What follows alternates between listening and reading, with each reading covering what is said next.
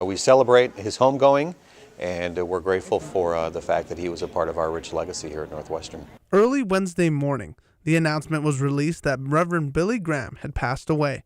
The greatest evangelical leader of our time. Even though Reverend Graham was mostly known for his years of evangelism, with the Crusades and everything, and they all kind of came together, and that's when he really became America's pastor. It was his 4 years as UNW's second president that means the most to us.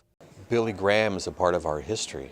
Located at the center of campus, the Billy Graham Commons stands as a reminder for the imprint that he's left. The idea of honoring Dr. Graham, it kind of all came together, and so they started raising money, and then in 2011, that's when they had the prayer of dedication, or the ribbon cutting, and this building was launched. But his major accomplishment at UNW is another popular building on campus. He launched KTIS back in 1949. And even though this building isn't the one that's named after him, it's the KTIS building that really embodied his mission here at UNW and ultimately spread throughout the whole Midwest.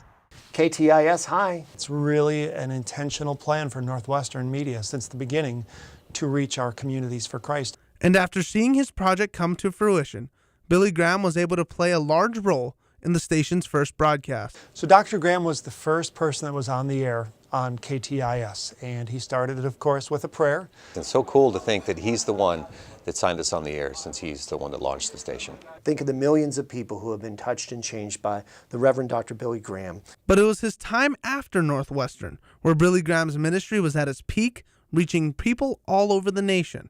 God gave him a gift, to love people. Even after his passing, the memories of the Reverend remain positive for believers and non-believers alike. People loved him, even if they weren't in the faith.